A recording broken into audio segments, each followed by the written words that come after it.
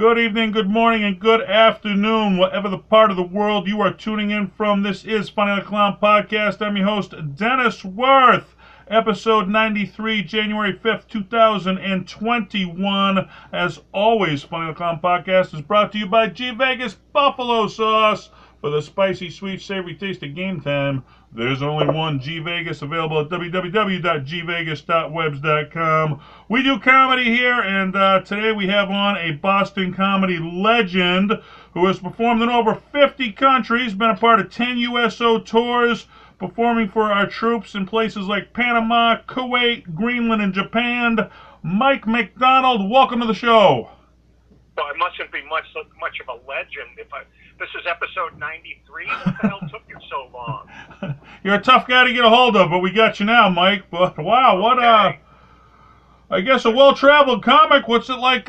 What's it like being a road comic traveling? I don't even know how many countries there are in the world. That's how much I paid attention in high school. But you must have hit a good number of them. What's it like traveling? Enough, 50 is just scratching the surface. So okay, it's not that big of a deal, really. But to be able to go to different countries and perform was a fantastic experience. You get the planes, trains, and automobiles, and many times on military equipment, and so you got to see the good and the ugly side of military life and travel without having to stay there for 2 years. right. So if I was going to travel and I wanted to go to a country to do comedy, out of all the countries, which ones did you have your best experiences in? I would say, for the military, Italy. Surprisingly enough, we have a bunch of troops in Italy. Okay. We have like submarine bases, and Sigonella is in Sicily. It's a giant Air Force Navy base. Rosie Roads in Puerto Rico, which doesn't exist anymore, but that was fantastic. Japan. I was willing to go anywhere that I'd never been before. I mean, Sure. when they said, "Hey, you're going to Panama, Honduras," Free vacation, right? well, yeah, except then you got to get a lot of shots. Right. Yeah. All these people who are afraid to get the vaccine, I'm like, are you kidding me? I had one USO tour that I was going on to Honduras, Panama, Puerto Rico, Cuba. I had to go to Hanscom Air Force Base and get 6 shots, plus drink a vial of some sort of death sauce. And basically, I should have been able to have sex with people from other planets after all that shit. You got no idea what's running around in your body right now. It could be anything, right? Yeah, I should be impressed. Plus, I've spent 40 years in show business going into the bathrooms of comedy clubs. I mean, what could kill me? Yeah, what virus are you going to catch in there, right? This virus is nothing compared to what you've seen, right? Let alone some of the rock and roll clubs like Bunratty's and stuff. I've been in those dressing rooms and those bathrooms. A giant germ opens the door for you, for God's sakes. Now, when you were on these bases, were you only performing for the military, or were you able to go out into the city and hit some comedy clubs while you were there? Well, you don't really find comedy clubs in Turkey. Right. So we were there to perform for the military, U.S. military. Sometimes it would be international military.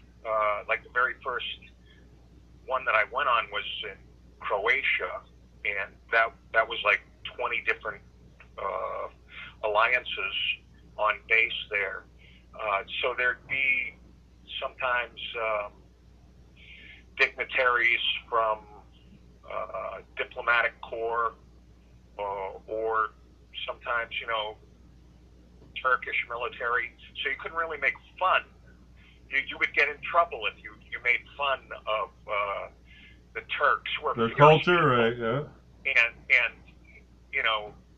I made the mistake on stage of holding up some Turkish paper money who has Ataturk on it. Ataturk is like he's a great father of Turkey that kept Turkey from being broken up during World War II.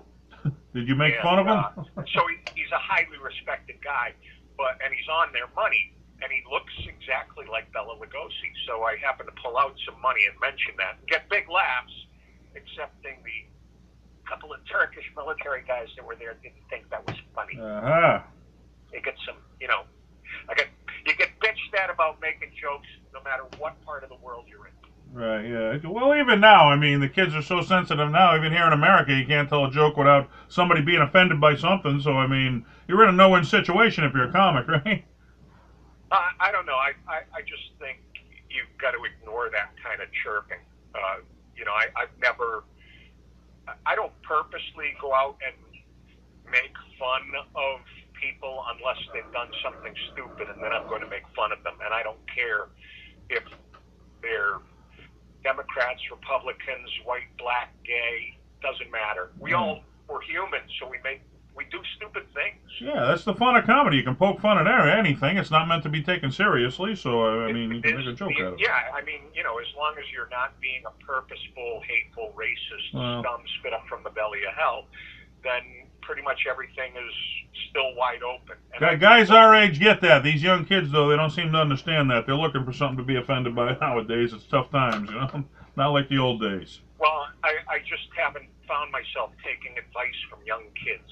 That's a smart move right there, Mike. Absolutely. So, part of being a comedian is not giving a shit about what somebody else thinks. Right. You've got to have the confidence enough to say your piece, and if somebody thinks that was too much, well, hey, too bad. That's on them, not you, right? I mean, it is. In many cases, it really is on them.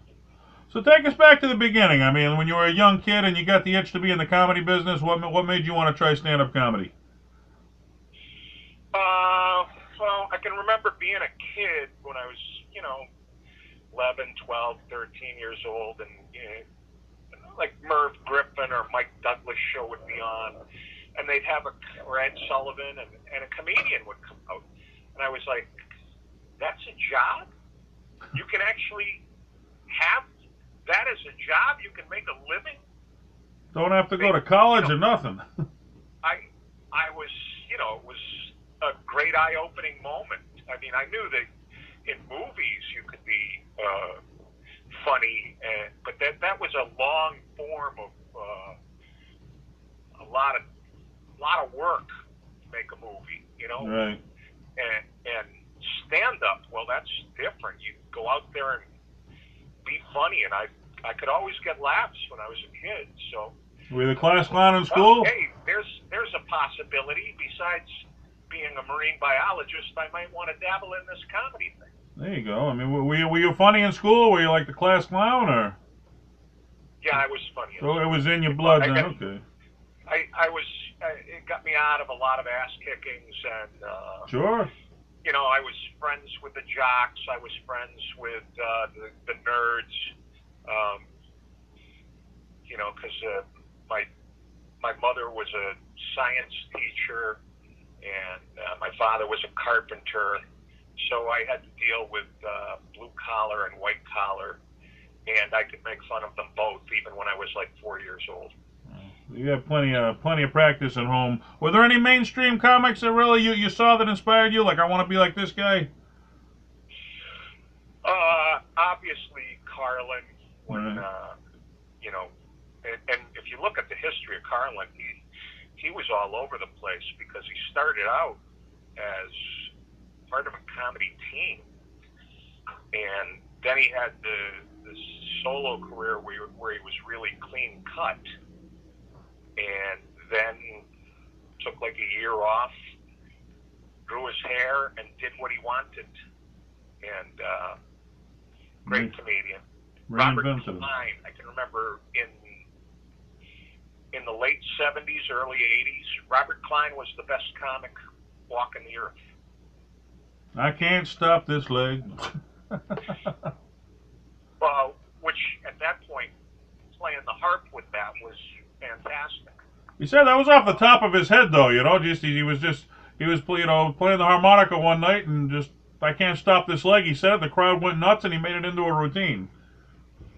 Yeah, but if you listen to that era of Robert Klein, his pieces were intricately put together, really smart, and had something to say. Yeah, he was like a wordsmith, right? He was, as opposed to like Steve Martin, who was out just a little later than Klein, Yeah. and was equally as brilliant, pretending to be a buffoon. Right. Everybody thought he was naturally silly, but it was all planned out. Little did they know, right? Yeah, I mean, if you look at the history of that guy, he was writing for the Smothers Brothers.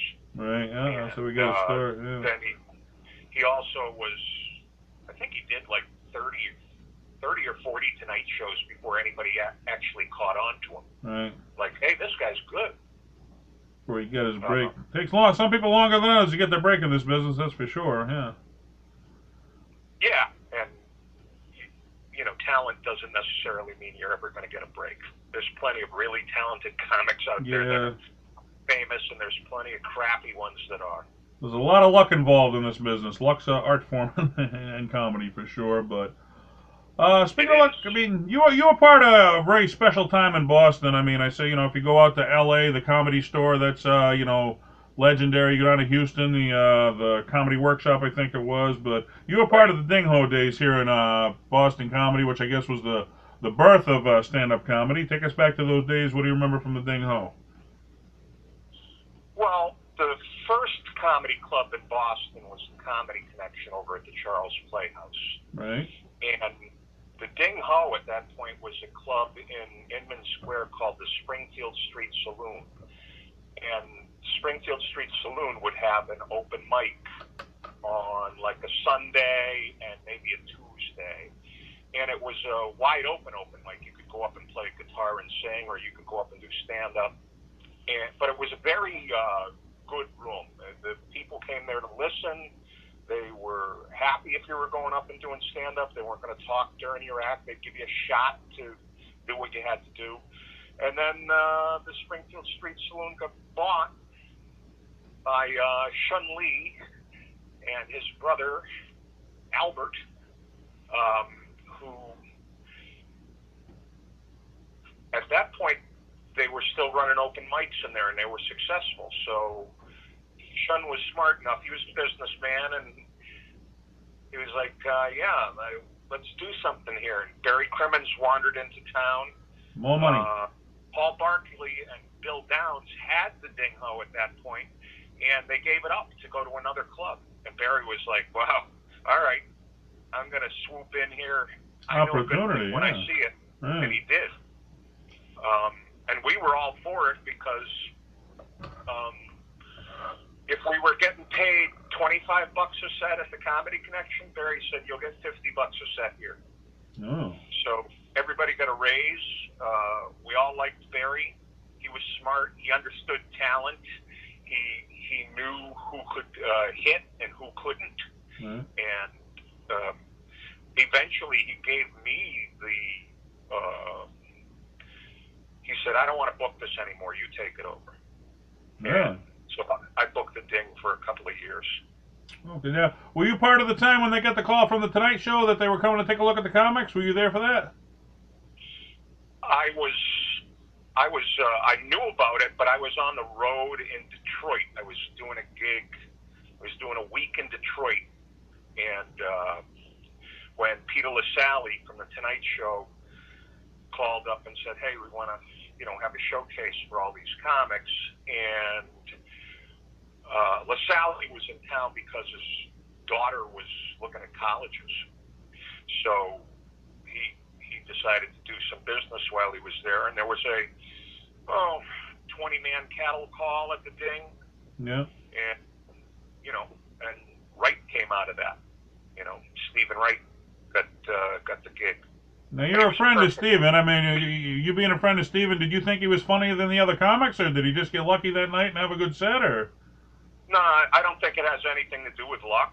Right. First of all, he's a really good comic. Secondly, he's perfect for television because he does one-liner jokes, and he's got like 6 punchlines minimum per minute. Right, quick. So it's not like a lot of other comics who have routines. Okay, we'll start talking about toaster ovens, and then I got another 3 minutes on toaster ovens. That's not what Steven's all about. He's got a premise and a punchline, and that plays fantastically well on television. And we didn't understand that at that point, but that's really what that's all about. You and amazed then, with you. If you look at his career, he's a super talented comedian. He writes great. Oh, sure, one of the best ever. Yeah, king of the one-liners. Yeah. Yeah, I mean that's why Dangerfield was perfect for television. It's the same kind of idea. Quick, right? Yeah, yeah. You got a premise, and then you got a punchline. There's no long meandering story to get to a point. Right. And I think when you look at a certain group of comedians, that's what makes them perfect for TV. Mitch Hedberg, that kind of player. All right, so you've had your success in TV also. You're part of HBO's Downtown Productions, Showtime's Comic Strip Live, MTV's Half Hour Comedy Hour, the Comedy Channel. How did you get into television? I had my own TV show in Boston for like 8 or 9 years. It was the cable comedy show, and then it turned. We changed the set so that it looked like a giant. Everybody was in a giant treehouse, and it was Party at Mike's Treehouse. We did that, and I had most of the good Boston comics. Not all of them, but most of them. I saw you. What? John Panette, Dennis Leary, Kevin Meaney, Jonathan Katz, Wendy Lieberman, Louis C.K. I mean, those are a lot of legends. Which you had them early on your show. What was that like?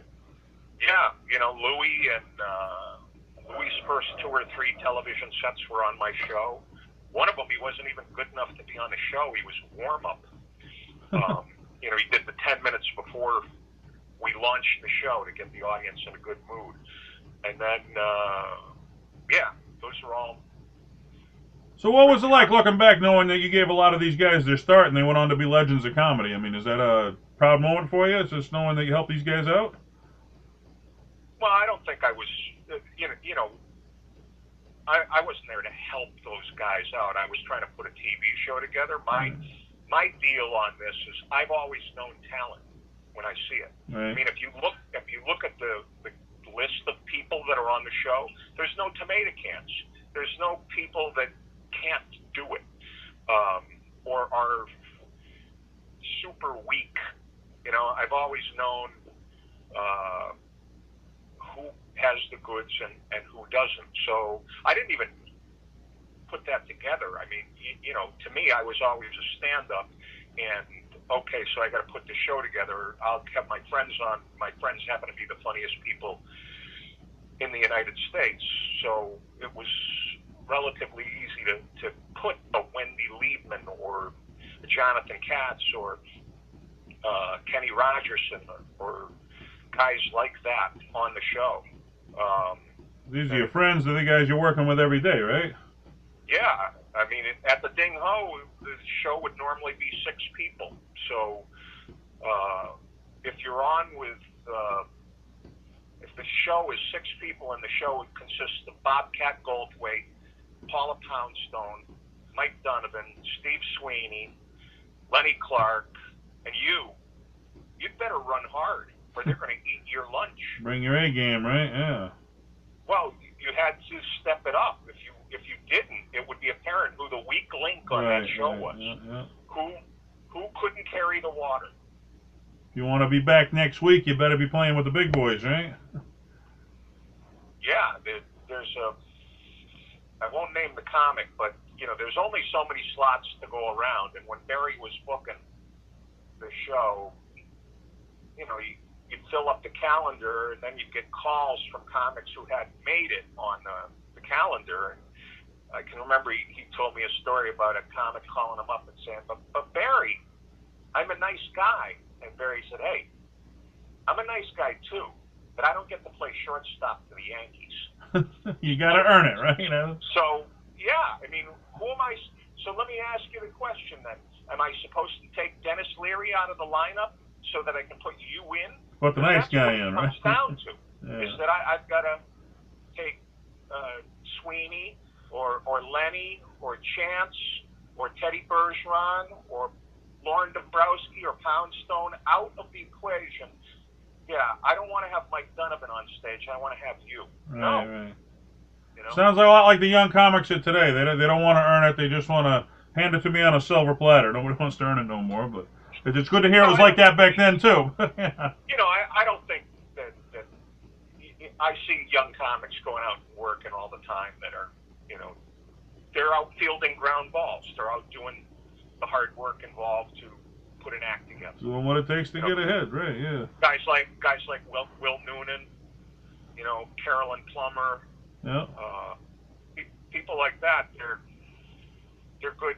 Lamont Price, they're good comics, you know, and they've gone out and worked hard. Put in the work. It was just an extraordinary time when I first started that it seemed like there was a preponderance of really talented people. We didn't know it at the time. We were just, you know, all starting out together. But so now, I equate it to being like in Chicago when the blues scene happened in the 40s. Right place, right time, yeah. Yeah, you know, oh, who's that? Oh, that's Muddy Waters. That's Willie Dixon over there. That's Buddy Guy. You know, they just showed up and they're working the same little crap-ass club, but they're monsters. So now it says you brought Paula Poundstone and Stephen Wright to their first comedy auditions. I mean, was that just you thought they were the funniest and you're just trying to cut your friends a break, or? No, I went to college with Stephen. You know, we were friends. Okay, so you were friends before that, right? So we were still in college. We were like seniors, and I told him that I'd gone and done stand-up at this club. And he said, oh, I want to do that too. So I brought him over, and he did 5 minutes, maybe 6, and like 4 of them were fantastic, and 1 minute was eh. And the guys at the Comedy Connection didn't know what to make of him. That's because they were not that great at knowing what talent was.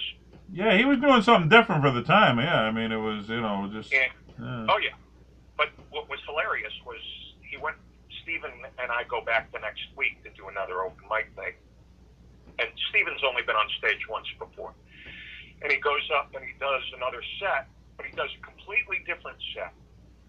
And about 2 minutes of that gets good laughs. And about a minute is and about 2 minutes pretty much blows. And he comes off and we're in the kitchen and he's kind of disappointed. I'm like, well, why didn't you ease into it by doing a couple of the minutes that worked last week? And he said to me, you mean I can do that? He didn't even know, right? No, he thought that every week you got to go up and make up a completely new set of stuff, and that you know, that old stuff, well, that's gone. That's a lot of new material right there. If you got to come up with something new every time you hit the stage, yeah. Well, it's great if people can be fearless enough to go out and do new material every week. It's risky, but, you yeah. know, it's also good to polish up the greatest hits package. Right. So how did Paula do coming right out? I mean, was she made for comedy? Or I mean, did they look to you because you had been doing it a while? I mean, or I can't remember how I met Paula, but we ended up at the Charles Playhouse one night, and you know, we're talking, and she lives in Sudbury, and she was, you know, I want to do stand up, and there was going to be an audition downstairs where Sheer Madness is now, and so she went out on stage, and for about a minute and a half, absolutely ate it on stage. Didn't have any chops whatsoever, was going in the wrong direction. She looked at the audience and she said, give me just a minute. I got to go outside and collect my thoughts, and I'll be back in 5 minutes. And she left the stage, and we put somebody else on. And she came back, and she crushed. It was amazing. Superman experience, huh? Clark Kent to Well, no, Superman, I right? mean, you see people dig a hole and then they have Can't get out nowhere of to it. go. Right. She didn't come out and repeat the issues that she was having.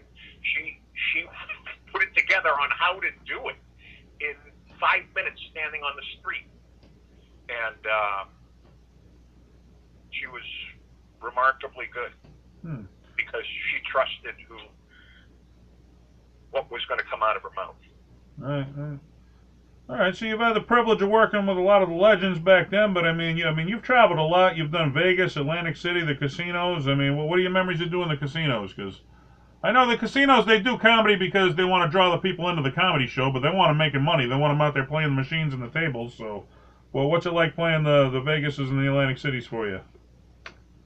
Well, if you're playing big rooms in Vegas and Atlantic City, Yeah. you're the main rooms, then you are a lost leader there. That's where they want the show to only be 40, 45 minutes. You get them in, you get a couple of drinks in them, and then you get them out on the tables. But the comedy clubs in Atlantic City and in Vegas, they're independent productions.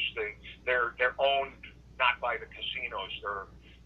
There's guys subleasing the room, so you can have a full show in there. It's an hour and a half to an hour and 45 minutes. It'll be 3 comics most of the time. So the comedy stop at the Trop in both Atlantic City and Vegas, and there was a comedy store there. They keep changing. Certain guys will, like Brad Garrett bought a place in Vegas. Yeah, he get his own place. The Laugh Factory's over at the Tropicana now, yeah. Yeah, and which is kind of surprising because the Trop, in all honesty, about 10 years ago should have been imploded and rebuilt. Yeah, it's an older casino, right? It's like going to the Flamingo in the 50s. But I mean, how did you get so big? Did you just get so big in Boston they came calling, or did the agent get in you, or how did you get that break to get into the casinos like that? A guy that was he owned the comedy stop at the Trop in both Atlantic City and in Vegas. A guy named Bob Kephart came through town, and there was a showcase, and he immediately approached me and said, "Hey, come on out and do my rooms." It's like any other date. You go out and you see if you want to kiss on the lips after you do it, and we had a good relationship for years. Oh, so once you're in the circle out there, then the other clubs come call and you're a regular, or? Well, you want to do Vegas, and in order to do Vegas, you had to do Atlantic City, because Atlantic City is not really that fun, especially if it's February. So Vegas is always great, but Atlantic City, you go 2 blocks off the boardwalk, and it's a nightmare. So it's not as glamorous as anybody really thinks. Yeah, I went years back. I remember it's like the slums are right behind all the big fancy casinos. It was something. It was funny to be standing there looking at the big fancy casino. You look off in the distance, a bunch of ghetto houses and stuff. Yeah, that's what Atlantic City is today too. Is it? Yeah. Yeah. All right, so you're on the Boston comedy scene. You're one of the biggest comics in Boston. You're doing Vegas. You're doing Atlantic City. You're featured in the New York Times, the Boston Globe, the Boston Herald. 40 years in comedy. What would you say? What was your high point in comedy? What's the thing you're most proud of accomplishing? I'm most proud that during this pandemic I haven't killed myself yet. Yeah, I mean, 40 years, you've seen a lot hit comedy. Have you ever seen anything hit it like this pandemic? No, it's nuclear winter for everybody in show business. I play golf with a couple of rock and roll guys, and they're in the same boat that we are. That there's just not very much going on, and I went from making a reasonably good living to being unemployed. And it's an odd thing where people come to see comedy so that they can relieve stress and They need having a it. They good need it at a time run. like this, and you're not allowed to do it. And they're changing the rules by the week. Yeah. Well, where we were relieving stress before, we're adding stress. Who's that guy sitting next to me? Am I going to die? Yeah. So that's a tough place to be. That's why, I'm ready for the vaccine right now. If you could get an Amazon drone to fly it into my house, I will drop my pants. You're ready to go back to normal, right?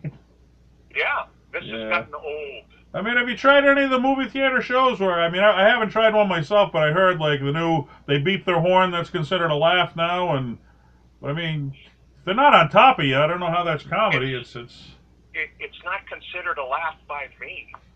I don't want someone beeping their horn. That means get out of the way. Yeah, it's approval now. They think you're funny. I think the Zoom calls are or Zoom comedy is the non-alcoholic beer of stand-up. It has a tiny bit of the flavor, but Right. actually none of the good fun. You're losing the essence of comedy doing it online for sure. Yeah. Comedy online. Oh Jesus! I haven't tried that either. I thought about it, then I was like, I backed out. I didn't try it. But what do you think the future is? I mean, even if people have the vaccine, it's not going to be back to normal. I mean, what do you think the future of comedy is? Well, I think past the vaccine, it is going to go back to normal. I mean, COVID's always going to be here, but the common cold is a COVID derivative.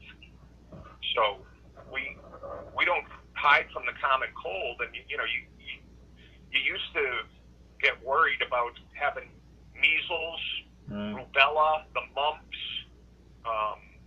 the polio, whooping cough. I mean, we all get vaccines for that. Yeah. So I think once we've once somebody shot me in the arm a couple of times, I am going back to the old ways. Yeah, well, not everybody's like that. I mean, I can see in the big city like Boston, the young kids, they're going to risk anything at that age. I mean, I book comedy out here in the suburbs, and even if they said it was okay tomorrow, like the older people are still going to be hesitant to come out. They're not ready, My mom has barricaded herself. Shot or not, she ain't going outside, so I don't know. She never came to my shows anyway. Yeah, right. Who knows, right? So, who knows? Well, no, I think, people are afraid, and rightfully so, but they also have so much misinformation given to them with a very little science background that, your mom should be lined up and getting the vaccine, and then she should be able to go out with the girls and have a good time. Yeah, I think Chris Rock just came out and said he don't know what's in Tylenol either, but he takes it, so you don't know what's in it. Scientists say it's okay, then I guess that's what they're there for, right? Well, look, half the people that are objecting to, hey, I don't know what's in this. It's like, really? That's what's keeping you back? I saw you doing a line of coke out of a hooker's ass 2 weeks ago. Yeah, right. What are you Well, you ain't talking gonna take about? that vaccine, you don't know though. what's in it. You're drinking a Monster Energy drink right now. What the hell is in that? Yeah. It never bothered you when somebody handed you a half ounce of pot. You didn't know whether that had been hit with paraquat before, but now all of a sudden the vaccine, I don't know what's in it. Now you got morals all of a sudden, right? Now I'm a moral guy, all right. Or they got their epidemiology degree from Facebook. Oh, yeah, so much. If I read it on Facebook, it's got to be true, right? Well, I'm stunned at how stupid America's gotten. Yeah, I guess you don't know. You really can't say what's going to happen. We're just going to have to play it out and find out. I don't think there's really no predicting it. It's going to be... Well, but I think that's, pardon the phrase, bullshit. Yeah. Okay? Both these vaccines went through clinical trials. That means 30,000 people each were giving these vaccines during clinical trials. Now, since then, 2.5 million have been vaccinated in the United States. Right.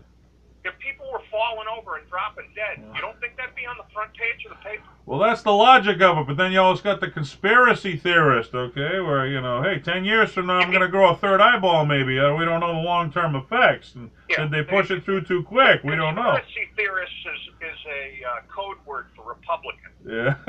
Right? So... But, I mean, half of your audience is Republicans, so if they're not going to come out to a comedy show... People who don't listen to science. Yeah. You know, this is a science-based problem. I'm not gonna solve it with a plumber. The educated realize that. Unfortunately, not everybody's educated. That's the problem. So, half the people coming out to a comedy club aren't educated. So, we'll have to see what's going to happen.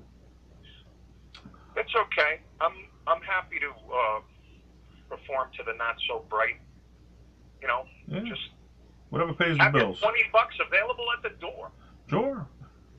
Well, let's get back to performing. I wanted to talk to you about, you did a lot of cruise lines, which seemed to be the new thing in comedy. Well, I mean, what's it like, you traveled anyway, living out of a suitcase, but what's it like doing the cruises? Being on a cruise ship is like being on a really, really, really nice jail. It's, you know, you're stuck there for a couple of weeks. If I do comedy in a club, I leave, I go home.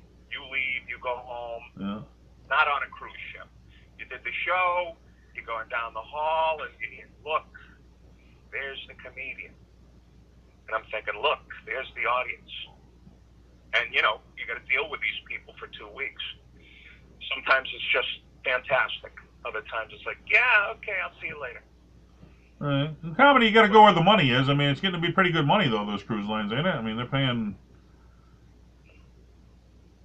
Oh, yeah. I mean, they take care of you pretty much. Where, I mean, a lot of comedy clubs, you got to chase down your paycheck, you know? I mean, these big corporations.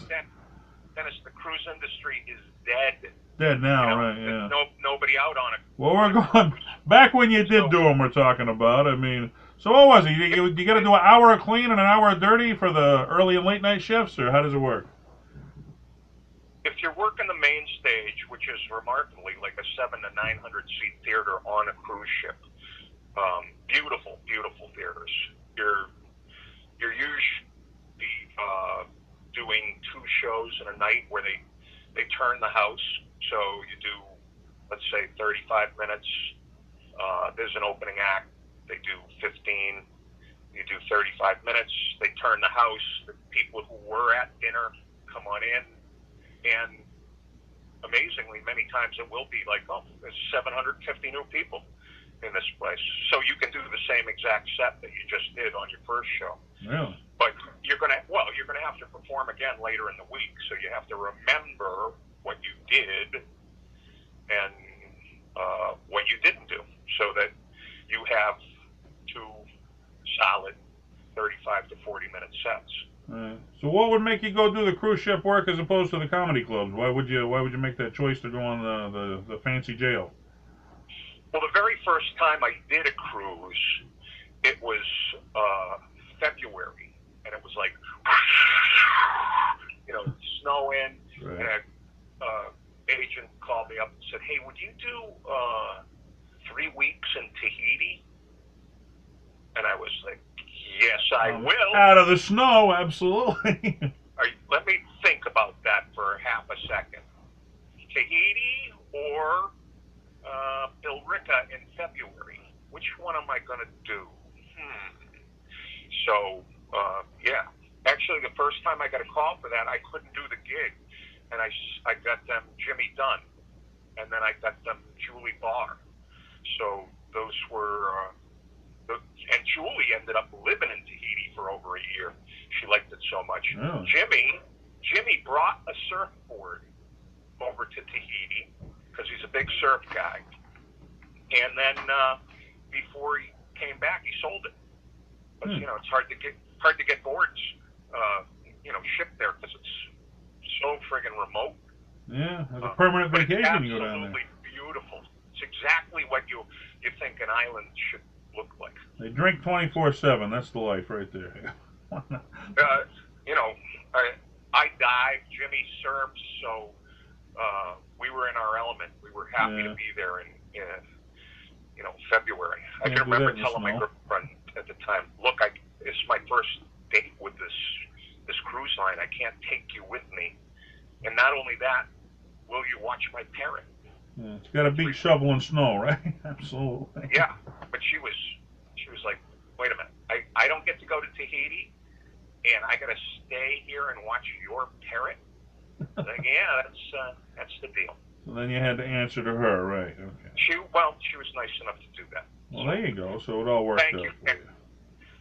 All right. So I mean, you shared the stage with some big names like Robin Williams and Chris Rock, and I know just because you shared the stage, I mean, you got the credit of being on the show, but you don't always get to meet them. I mean, did you get to meet those guys and mingle with them any, or? I know Robin very, like one date we did a show and didn't interact that much. Right. And then, who was the second person? Chris Rock? Oh, Chris, yeah. I've worked with Chris 3 or 4 times. You know, this is before Chris was a big deal. Really? Yeah.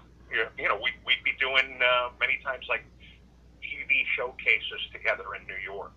Yeah. You know, and you'd see the guy the first time and go, oh, all right. And then, you know, he'd be off stage. He was a cordial guy, nice guy. I can remember I was in Boston, and this was 80s, sometime in the 80s, and I'm coming out of a nightmare clothing store named Tello's that was on Boylston Street. And it's midday, and I've got on a satin Comedy Connection jacket with my name on it, the Comedy Connection emblazoned on it. And I look up the street, and there's 2 people coming towards me, and one of them looks like George Carlin. Oh, geez. And I'm thinking, like, nah, it can't be. And then, sure enough, as he gets right up on me, it is George Carlin and his wife. Wow. And Carlin had just had an HBO special out, and his wife had produced the show. And I stopped him on the street. I didn't know him, but I introduced myself because he was right there on the sidewalk next to me. And how often you get that opportunity, right? You got to go for it. But no, and he was a very nice guy. Yeah. You know, I complimented his wife on really nice production on the show, and she was like, "Oh, all right. Well, this guy at least has a clue and knows something." And then we got to talking a little bit more, and he said, "Hey, where can I work out around here? I want to go and do a couple of sets." So I was going out of town. This was probably Thursday, and I was going out of town for the weekend. I had dates somewhere. And so I told him about the Comedy Connection. We were blocks away from where he could go. Yeah. So I told him that. And then I didn't tell the guys at the Comedy Connection that Carlin might be stopping by. And sure enough, he showed up on Friday night, did a set, and the guys at the Connection didn't know what to make out of it. They called me and they were like, "Wow, you know, Carlin stopped by." I said, "Yeah, I sent them there." Yeah, we're buddies. Yeah, we go way back. Yeah. Well, I remember I interviewed Tom Cotter once, and he said he wouldn't have gone there if I hadn't. Yeah. It's a place to work out. Tom Cotter said Carlin called him once. He was too scared to answer the phone. I'm like, "You didn't answer the phone for Carlin, dude?" I was scared. He said, "I'm like, oh, all right." Who said that? Tom Cotter. Oh my God. I know. He said he was too scared. He saw the name George Carlin pop up, and he was too scared to answer it. He was calling to give him a gig. I guess he called him back. It all worked out. But how do you not answer the phone for Carlin, man? No, it's not like, you know, IRS is popping up on the call. Yeah, but I mean, I can see when one of your comedy heroes calls, you're like, you're so nervous, like, oh my God, it's happening. What do I do? You know? You know, you just answer the phone with you again. Right. All right, so we're a couple of Boston guys here, Mike, so I guess I got to talk about it because I saw this one on your website. You said some of your clients, sports is everything here in Boston if you're a Boston guy, but some of your clients you do comedy for are the Boston Celtics and the New England Patriots, so tell us a little bit about those gigs. What do you do for them? Well, at a time that the Celtics pretty much sucked, okay. I was, well, this was during the Antoine Walker's a rookie kind of year. After the big three, the original big three, right? After they were done. Sherman Douglas, that kind of stuff. Reggie Lewis just died tragically, you know. So I got a gig I had done a couple of roasts with like Will McDonough and some other Boston sports guys, Bob LaBelle, those kind of guys, Dan Roach, and so I did well, and then every year before the Celtics would cap off the season, they would have the Celtics tap-off dinner. It was a fundraising event for the B'nai B'rith, because Red Auerbach's Jewish, and Red had a way of raising money there at for the B'nai B'rith, and it would be at Lombardo's in Randolph, and I would always I got to do it for like 4 years in a row, and my opening joke was always the same. It's like, when I think of great Jewish organizations, I always think Lombardo's. So you know, I knew enough about the Celtics to you know, I'm a sports fan, and I knew a little bit about each guy, so I would. Yeah, bad years or not, they're still the Boston frickin' Celtics. I don't care if they're having a tough year or not. No, I mean, yeah. But I would bust their balls, and they were good with that. You know, they were okay with it. Yeah. Yeah, I mean, it was fun to go up and hammer them, and because of that, you know, I got to be friends with Tommy Heinsohn. I got to be friends with Spencer Ross. Spencer is he was the Celtics announcer at the time, and before he was the Celtics announcer, Spencer was the announcer for the New York Yankees, the Jets, the Knicks, and a number of great New York college teams. I mean, the guy has stories out the yin yang about, me and Mantle are out. Seen it all, Yeah, but he, you know he's not bullshitting you because like the Johnny most of his time. You've seen it all, here right? I am with Yogi Berra. Here I am with Joe Namath. Yeah. You know? That's what drew me into the Celtics. Tommy Heinsohn and Mike Gorman, the announcers. I love listening to them. I grew to love the players, but the announcers drew me in, sure. Yeah, well, you know, Tommy was such a hilarious homer. He bled green. Absolutely was a Celtic through and through. And that's what you loved about him was, you know, it was... Oh, diehard Celtic, yeah. Passed down from Johnny Most, that kind of homerism. Yeah, sure. Oh, all right, Mike, we talked about how you got started. We talked about what you've done. We talked about how we're doing nothing with the pandemic. But if comedy ever gets back to normal, are you just looking to get back to performing, or is there something else you want to do in your career before you call it a day in comedy? No, I'm a lifer until they close the lid. But oddly enough, I have a show in February at the Portsmouth Music Hall. Now, the music hall sits 900 people, but we're doing restricted seating, so there's only going to be like 200 in the room, and they're all spread out all over the place. All right. And so where would they go to buy tickets if the listeners want to go? Where would they go to buy a ticket to let them know? They go to themusichall.org and look up February 13th. It's Valentine's Day weekend. It's me. Yeah. A guy from the old Ding Ho days, Jimmy Tingle, is with me. Legend. Paul D'Angelo. Another pretty legend. damn good comic. Carolyn Plummer. And we also have music from Chris and Joe. So you mentioned George Carlin. He did it till the day he died. Yeah. Carlin, you know, I mean, Carlin made the money. He could have retired any time he wanted. He did it till the day he died because he loved it. So you're kind of the same way. You'll do comedy till the day you die, pretty much. You know, it's like being a pro golfer. Yeah. You know, now that I'm retired, what can I do? Go play golf? As long as you're able to do it, why not do it? Yeah. I mean, I get to hang out with the funniest people in the world, and it's a pretty good job. You know, I'm not out making bombs. I'm out making people laugh, and that's a rewarding thing. You do what you love to do, you never work a day in your life, right? Oh, it's work, believe me. But, Takes a while you to know, get there, yeah. So you got to drive to New Haven, Connecticut in the snowstorm. It's work. yeah, I know. I'm a big dude. I get on those airplanes and I'm like, is this worth those little tiny seats? They kill me. I was like, is it worth it at work? I'm going up to Alaska to do some shows. I'm like, if you get there, it's like, yeah, it's worth it. All right, it's worth it. Well, I once did a gig for a company that makes stadium seats, Yeah. and so in my pre-research with them, I said, so what's changed in the stadium seating world in the past 100 years? And the guy looks at me and goes, are you kidding me? Americans are huge now. Yeah. The average seat used to be, like 20 inches. Now we got to make them 24 Oh, inches. sure. Yeah, go to Fenway. You can't even fit in the old seats there. Yeah. No, because people's asses have gotten so much bigger. Gotten too big. So, Right? but it ties into another story about a guy who buys like an old farmhouse, and in it is a pantry.